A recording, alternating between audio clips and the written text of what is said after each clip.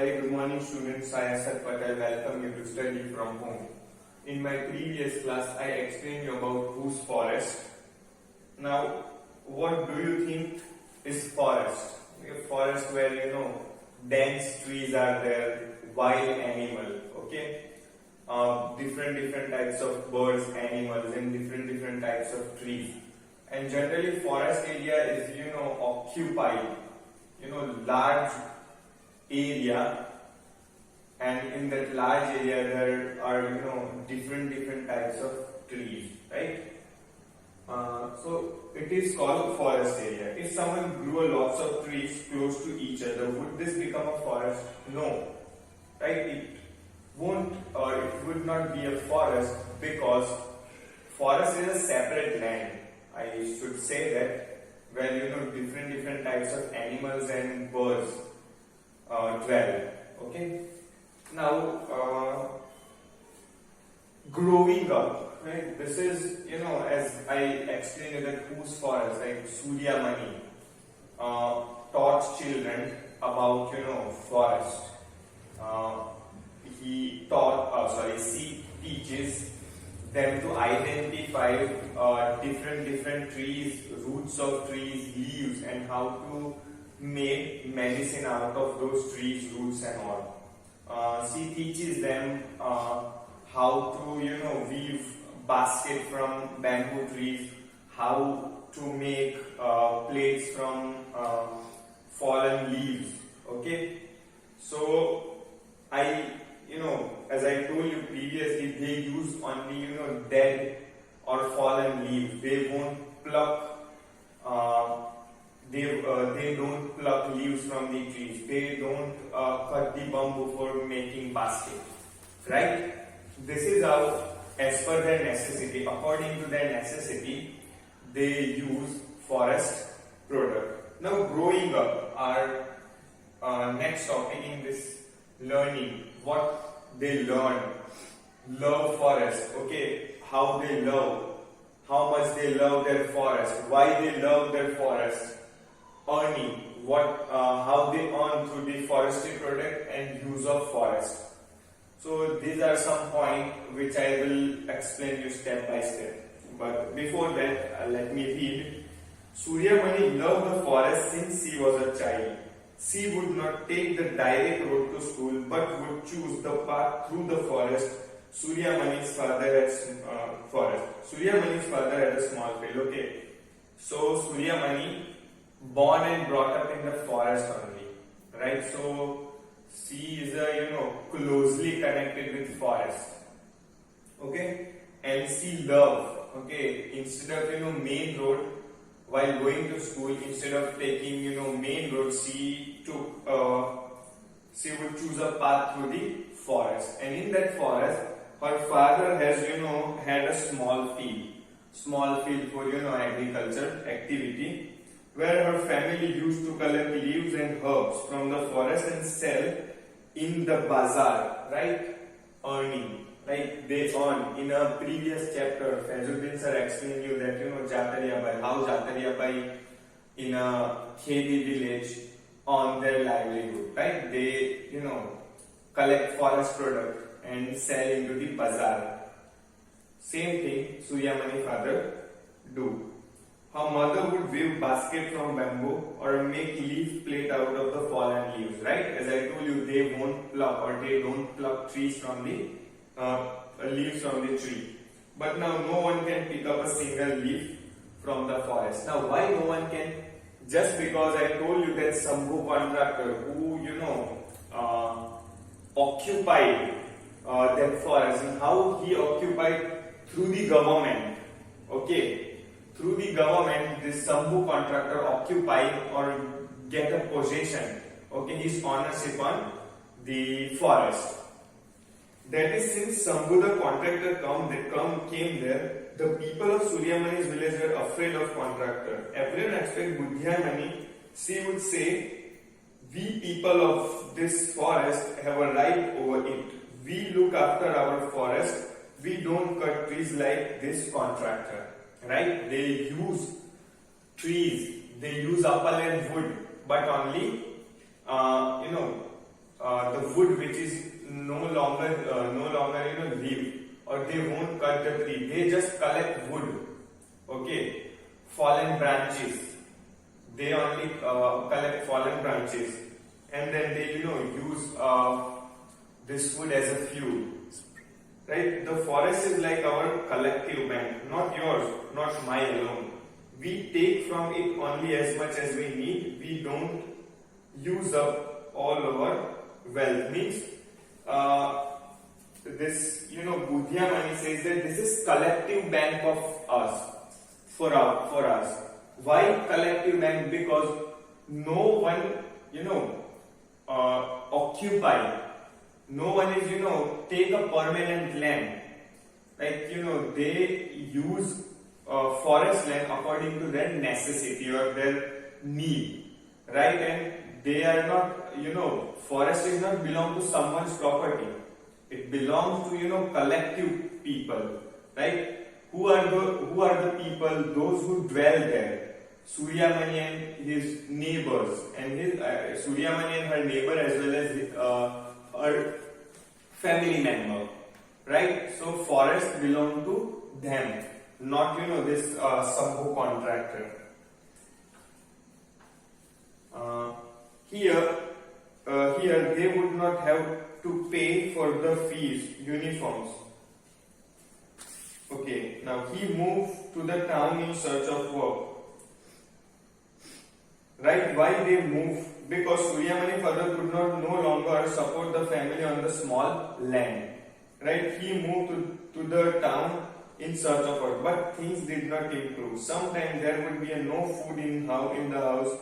At time, Manya Chacha, means uncle, father's brother, would send some grain from his small shop to Suryamani's house.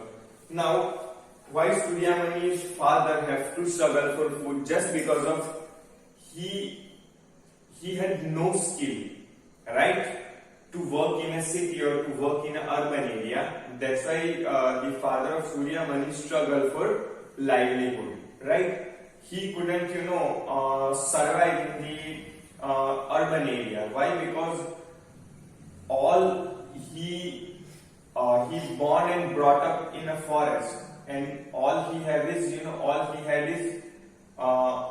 the skill of identify roots, collect leaves and making basket, and more than that somehow he had a skill of this farming. But in a city, farming is impossible, as well as in an urban area one doesn't find trees, leaves, roots and all. So he won't be able to make medicine out of this product. Chacha tried hard and got admission for Suryamani in school in Bisanpur. Here they would not have to pay for the fees, uniform and books.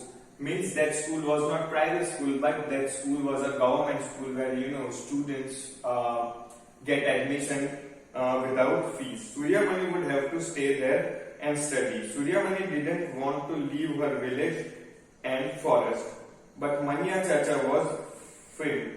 If you do not study, what will you do?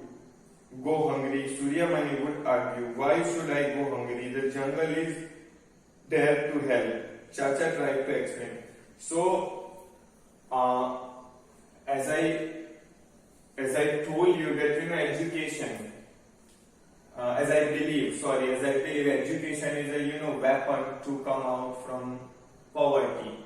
Okay, somehow you can survive with education. So here also this tribal people also emphasize on education, right? Somewhere you will get job, or you can start your own earning if you are educated, because you will come to know, you will have a different ideas of earning, right? But Suryamani argued that this forest is our bank, collective bank. Forest will provide us money and earning and food. But this Chacha, his uncle, Mania Chacha, explained about, Sambhu contractor and the things are, taking place in the forest. Right? Chacha tried, but we are being moved away from our forest. Even the forests are disappearing. In their place, mines are being dug, dams are being built. Believe me, it is important for you to study, to understand about the law. Maybe then you can help to save our forest. Young Suryamani listened and tried to understand some of what he said. So as I told you, forests are very important for an economical purpose. As you know, forests had mine or minerals, coal, okay, different types of metal, right? As well as if there is river, then government can construct a dam. As we learned in previous chapter that no place for us, right? Dam was constructed in between river, right? And the surrounded area filled with water. Okay, it is known as a reservoir. So people have to move, people forced to move somewhere.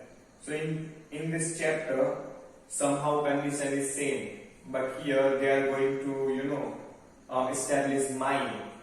Okay, where they dug the land and get the minerals, ores, and iron ores, right? So ultimately their forest will be destroyed, trees will be cut down in a mass. Okay, so they deforest, means they cut down the trees, right? So her uncle want her to study law, okay, LLB. So if she study law, then she might maybe she help her villagers. Now think and rightly, I am going to explain you some question. Do you know anyone who leaves the forest, who loves the forest? Everyone loves the forest. If you visit once, you want to visit again and again, right? You will find very natural setting over there, right? The contractor did not allow Suryamani people to go in the forest. Why? See, contractor did not allow just because he get the ownership. Okay, he get the lease, he get the temporary ownership from the government. That's why Sambhu contractor don't allow to go to get into the forest. Suryamani and the people. Is there any place around you area which you feel should be open to everyone, but where people are not allowed to go? It's like here we don't have such places. Maybe if you visit border of Gujarat, there are forests, but these days, not these days, since 5 to 10 years, these forests have been surrounded by the government, because sometimes some people enter into forest with gun and they shoot animal, right? They hunt animal, and hunting animal and poaching animal is crime. It's illegal. That's why government nowadays won't allow people to enter into the forest, right? They have particular time, means for example from 11 to 5. In between you can go and visit the forest without this weapon. After 5 p.m. they won't allow you to enter into the forest, because they have other security reason. What do you think the forest belong to? This is the question. Forest belong to whom?